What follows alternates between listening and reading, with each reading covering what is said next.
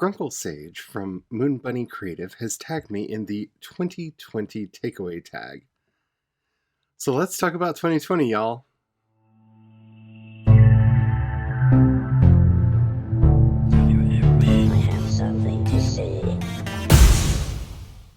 Hello and welcome back to my channel. My name is Charlie and yeah, we're really doing this and it feels really weird. I apologize if there's glare, but I'm going to require my glasses for this or I'm not going to be able to actually read the questions. This tag was created by The Right Mama. This is going to be an interesting one. Let's begin, shall we?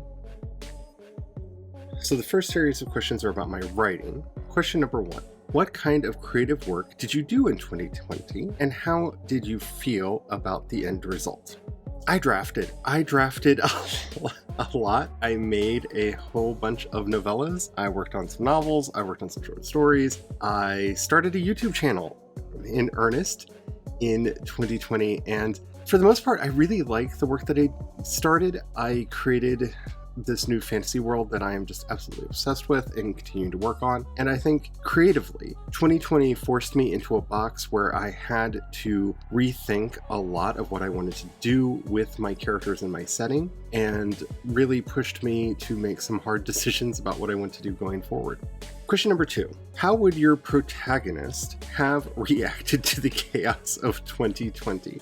Okay, so I'm going to limit this just to my current projects. That would be Ghost Echo and Scythe. Scythe, that's easy. She would have drawn her blade and gone around and kicked like all the butt, because that's kind of her reaction to things is, ew, I can probably beat that up. And she does, and I love her for that. Ghost Echo probably would have been a lot more pensive about the whole thing, probably a lot more frightened than I was, and trying to find a sneaky way to get through this without causing too much of a stir, because Ghost Echo does not like to be seen or heard. That's what you get for being a support class, I guess. Question number 3. What is a positive writing lesson you will take with you into 2021?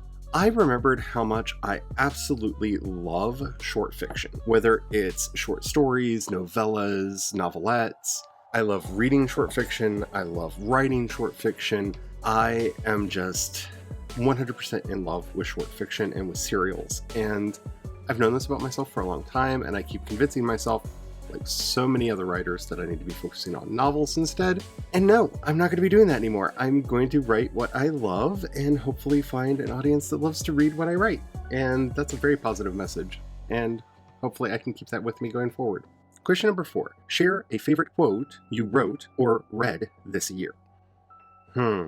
That's a hard one. I think it would have to be a quote from a space opera novella that I wrote this year. "You are not a coward," Breath said in the annoying way he had of reading Knight's thoughts without asking for permission. "You are not a soldier, so how could you fight? We are not calling you to be a soldier or a warrior. We are calling you because we want you to do what is right." I don't know what it is I like about that so much. And I don't know how much of that I can really talk about without giving spoilers for the story itself or for the character or the arc that character is going to be going on. But this whole idea that sometimes our insecurities actually guide us to the place that we need to be and not the place that we want to be. That we want to be something other than what we are. Knight really wants to be a warrior like his older brothers and isn't. He's not that soldier. He's not that fighter. He's crafty, he's different. And this moment where he just has that kind of thrown in his face, where he has to realize, no, stop looking at other people's strengths and wishing that you had them, but realize what your own strengths are and make them your own. And so it's very context heavy. Like, it's not one of those like quotable quotes that you could put on the internet that people will be like, that's beautiful or anything, but it's a moment in the story that really meant a lot to me and thought I would share. Okay, so now we go on to the next part, which is Authortube/YouTube. Question number 1. Something you did on your channel in 2020 that you were proud of.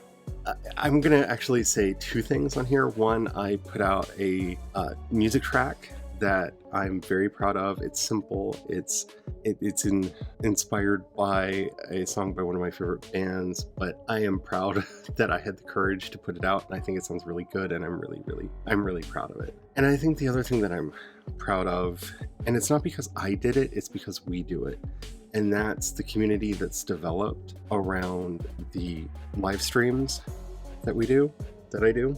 That we do. Yeah, it's not really that I do them, we do them. They attracted some of the most wonderful people that have brought so much meaning and purpose to my life, and I honestly don't know how I would have gotten through this year without them. If I had to pick just one, it would be the live streams, just because I have met some of the greatest people in the world. Question number 2. In what ways did you and your channel grow in 2020? So much. I never thought that I would make a YouTube channel. I didn't think that people would listen to or watch someone who looks like me, who is like me, on this platform, which is filled with so many cis, beautiful people that are a lot younger than I am. And I'm not fishing for compliments. It's just that that's how I thought.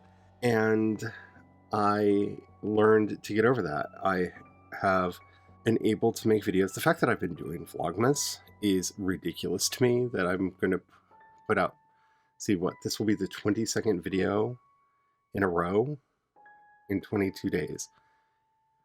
Blows my mind. I mean, this seemed so impossible when I started, and I've almost finished. I've almost done it all.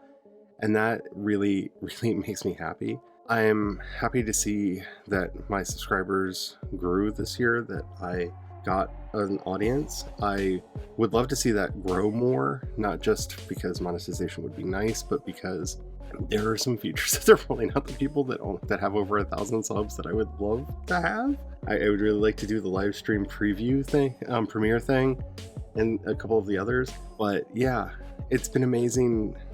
This whole YouTube experience has been amazing, and I just never thought I would have it.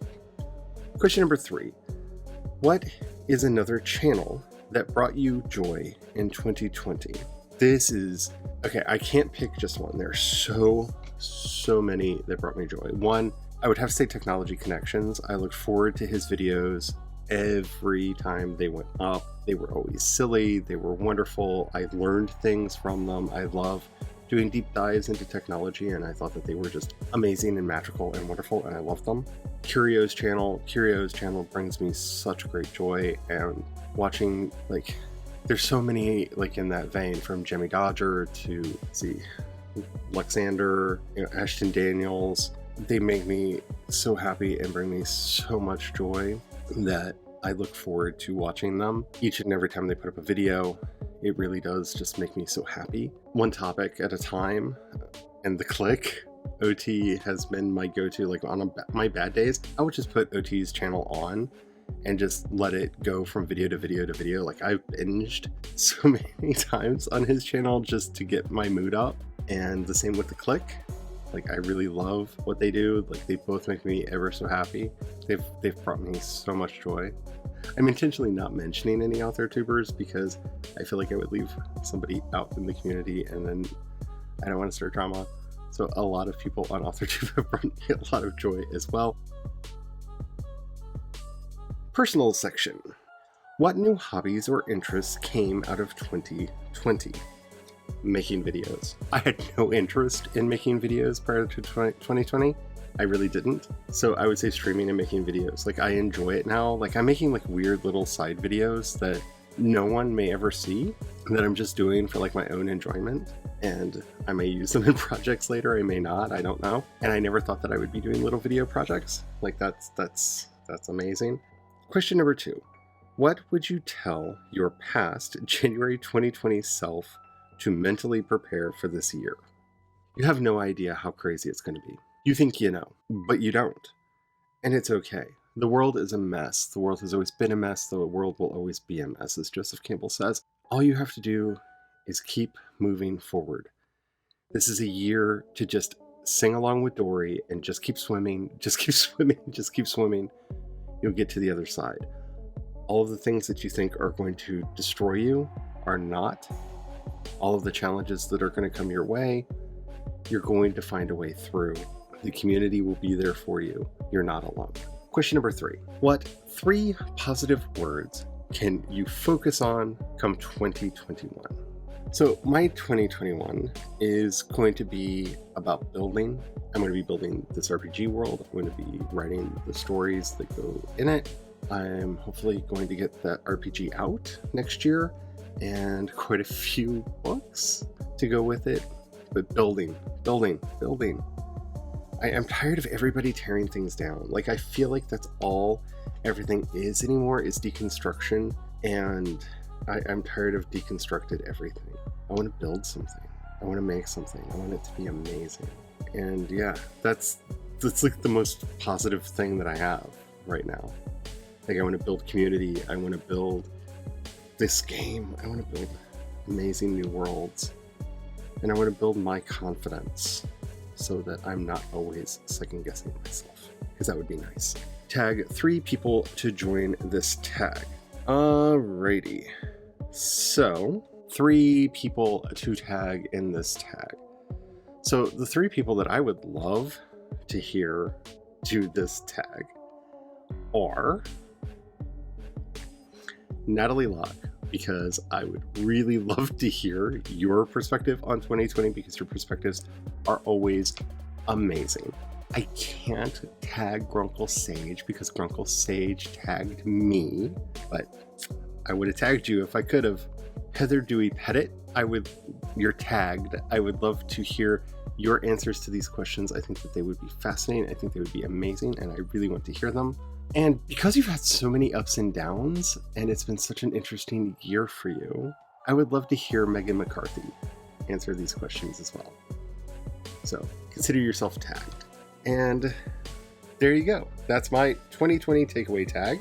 I have linked the original tag and Sage's tag video down in the description box below. Let me know what you learned this year. You can do so down in the comments. If you like this video or anything that I do and want to help me continue doing this work, you'll find links to my Patreon and my coffee down in the description box below. Thank you to everybody who does that. You mean the world to me. Don't forget to like, subscribe, and maybe hit that notification bell. I stream twice a week on this channel on Wednesdays and Fridays, and would love you to become part of the community here. And since the world is a garbage fire that isn't trying to get any better, and I know we're trying to be positive in here, but these are the other things that I really have to add to this, because we are forgetting to talk about them. We're forgetting to change them. We're forgetting to make the world a better place. Black lives matter. Black trans lives matter. Trans identities are magic. So until next time, may you have the courage to ride your dreams into reality. And don't forget to have the fun. Bye.